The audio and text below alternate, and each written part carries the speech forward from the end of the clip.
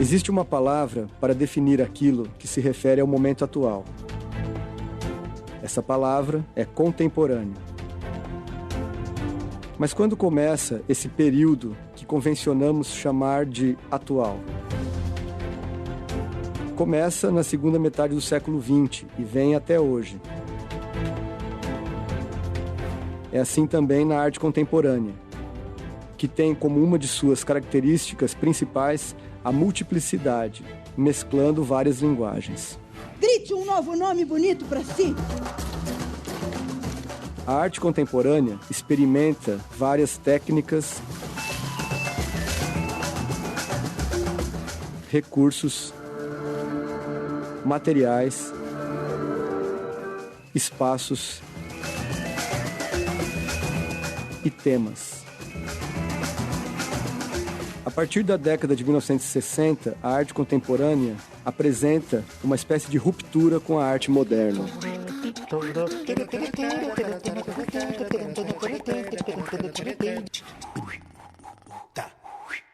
O que caracteriza a arte contemporânea é a ruptura do suporte tradicional. Quer dizer, não é mais uma tela esticada, não é mais uma massa escultural no meio de um recinto, no meio de um museu. É quando sai desse suporte tradicional, né? Quando invade o espaço. Aí a arte se transforma em contemporânea. É uma luta contra o lado contemplativo da arte. Na arte contemporânea, não há fronteiras entre as linguagens artísticas.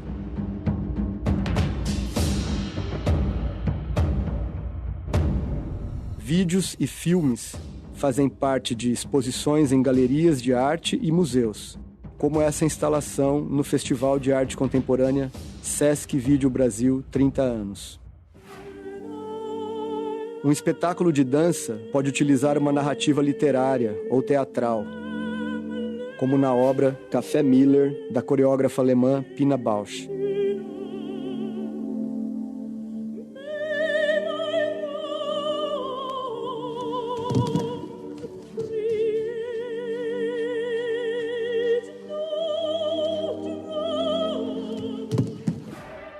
Nessa montagem da peça O Balcão, do francês Jean Genet, os atores interpretam seus papéis sobre passarelas e balanços.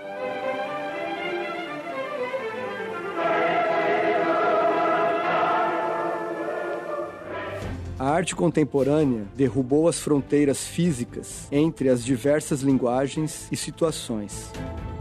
A dramaturgia, por exemplo, saiu dos palcos e foi parar em lugares às vezes inusitados, como a peça BR-3, uma montagem do grupo Teatro da Vertigem que foi encenada no Rio Tietê, na capital paulista. Foi embora há 17 anos, no mesmo dia em que o pastor caiu bem ali.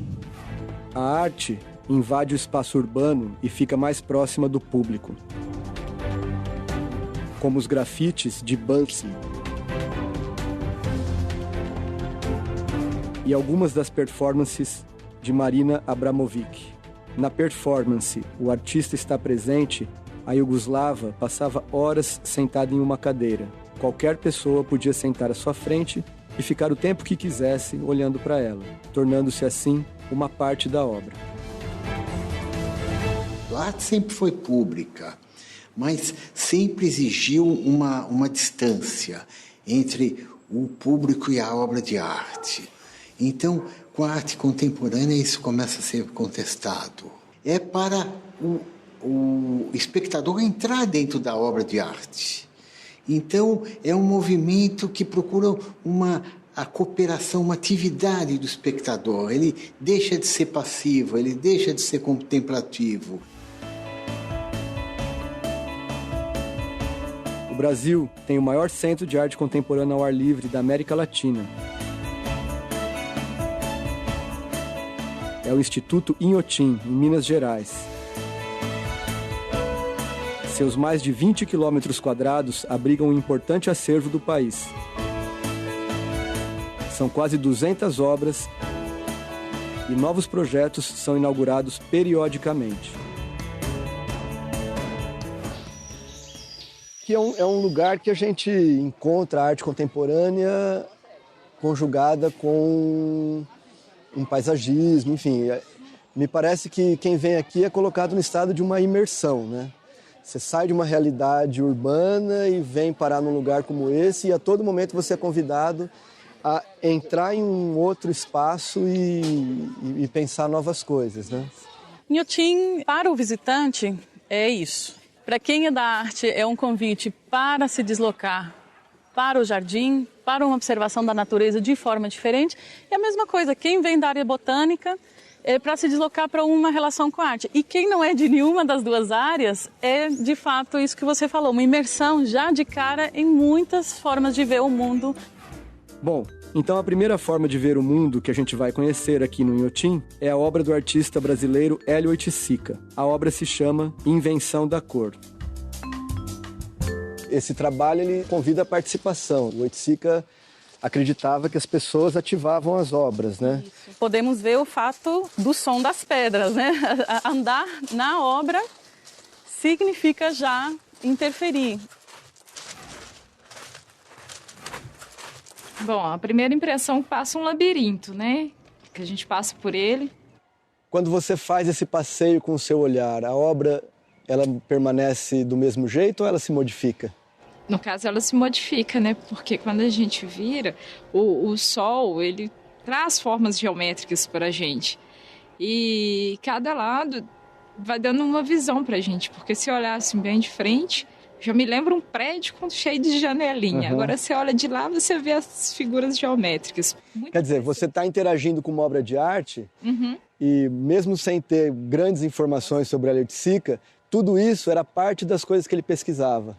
O concreto, a arte geométrica, como é o espectador que pode se movimentar diante da obra e criar suas relações, né? Então, a gente muitas vezes pensa que a arte é uma coisa difícil de se relacionar, etc. Mas, na verdade, tudo é uma questão de a gente se colocar disponível para entender a arte. Agora, a gente vai ver duas obras de outro artista brasileiro, Cildo Meirelles. A primeira é O Desvio para o Vermelho e a segunda se chama Através.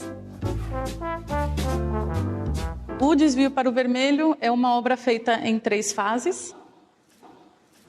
Aqui, a sala vermelha, a impregnação. Tem toda a simbologia, o lugar desses elementos na sociedade, o símbolo do vermelho, de amor, de paixão, de guerra, de sangue, de visceralidade, vamos dizer assim. Há um impacto visual, porque tudo é vermelho. E há um deleite visual, porque vamos descobrindo o que no nosso entorno pode ser vermelho.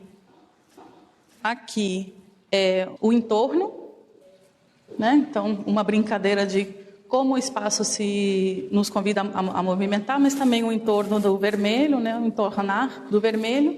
E a última parte, que é o desvio.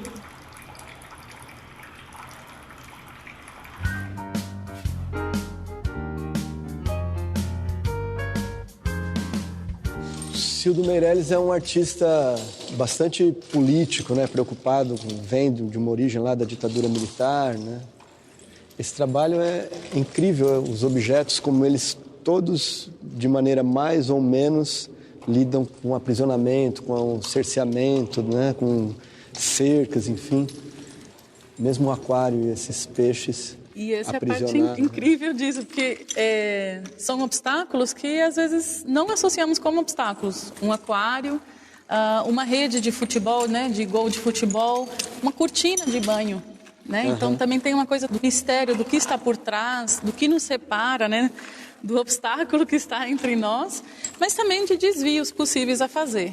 Tem uma coisa interessante que existem algumas barreiras que são transparentes, né? É um pouco o mundo contemporâneo, né? Assim, isso.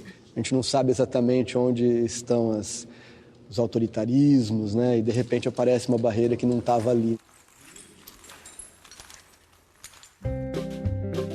Esse próximo trabalho tem um nome em inglês, Viewing Machine, que a gente pode traduzir como máquina de enxergar.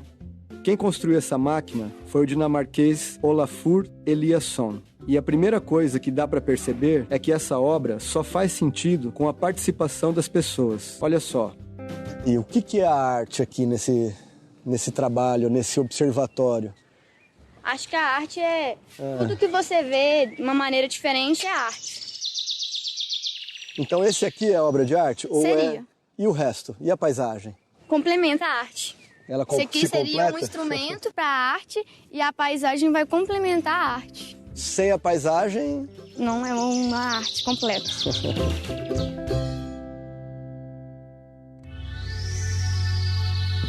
Agora, a gente entra num lugar meio escuro, sombrio, mas que é bem interessante. Olha o título que o cubano Carlos Garaycoa deu para sua obra. Agora vamos brincar de desaparecer. Qual será a reação do público diante desse trabalho, hein? A gente vê uma série de construções arquitetônicas famosas nas cidades, né? De nome você reconhece... A Torre Eiffel. Por que será que ele transforma isso em velas e coloca o elemento do fogo e esse elemento vai corroendo aos poucos? O que será que a gente pode pensar sobre isso? A gente vê a destruição, né? Que parece que são prédios ou uma cidade fantasma destruindo. E quando isso se destrói... Se renova. Se a gente observar daqui, ó, acontece uma outra coisa lá, né? As câmeras com o telão lá. Porque é um outro elemento ainda na obra, né? Isso. Lá parece que... não parece que são velas, olhando daqui. Quando a gente pensar, por exemplo, notícias de televisão, já parou para pensar nisso? Muda a perspectiva, né? Na verdade, uma das questões da arte é a representação, né? E muitas vezes a gente toma aquilo que é representado por verdade, né? Tem um todo maior que precisa ser discutido, né? Esta é apenas a primeira parte da nossa visita ao Inhotim. Nosso passeio pelo Instituto e pelas questões da arte contemporânea continuam no próximo vídeo.